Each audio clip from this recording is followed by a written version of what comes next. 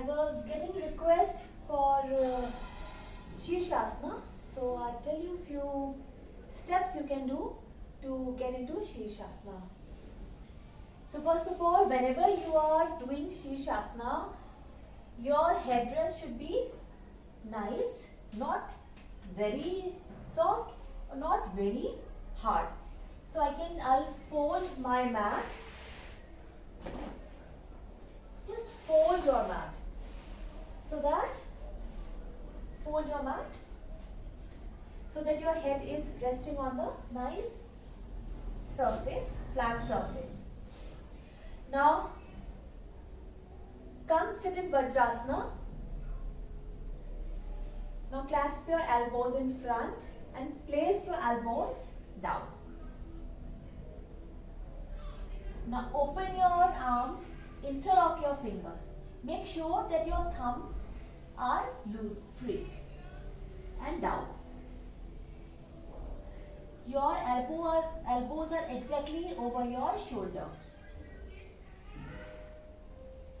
Now bring the crown of your head inside your fingers, inside your head.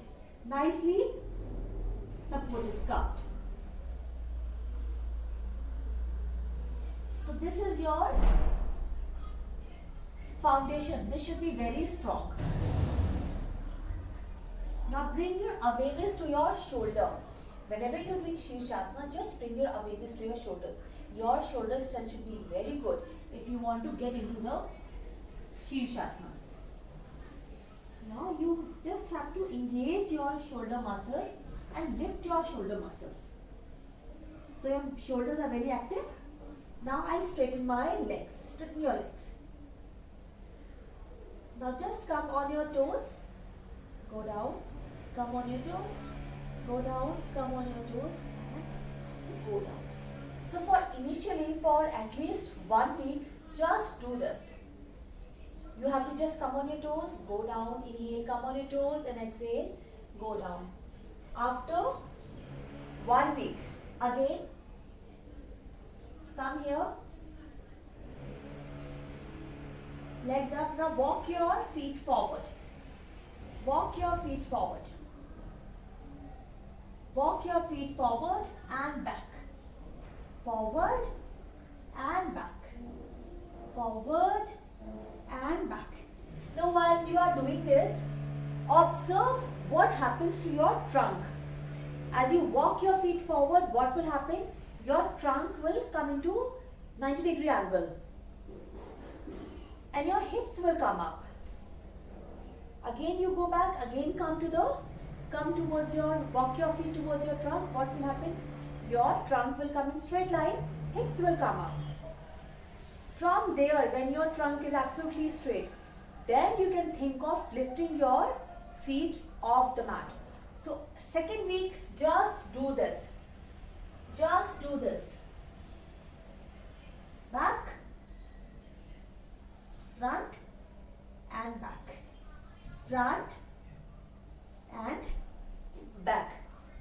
Third week.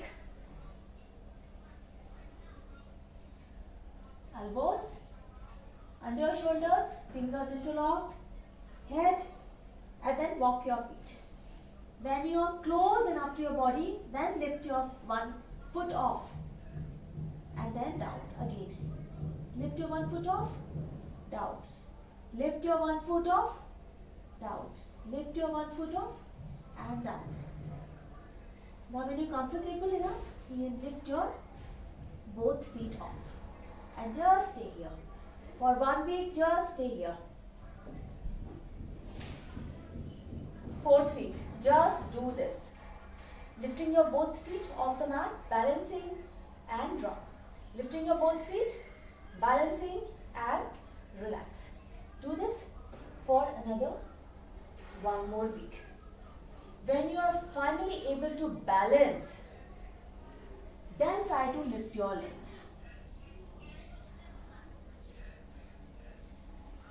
So, lifting your feet off, balancing. If you're comfortable, then lift your one leg up. One leg up. If you're comfortable, lift your other leg up and just hold it.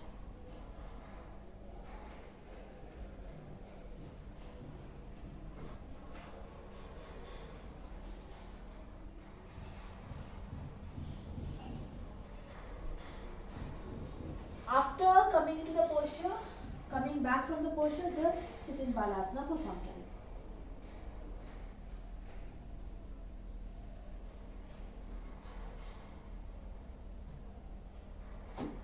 So remember, when you are doing this, learning this Shirshasana, have somebody near you so that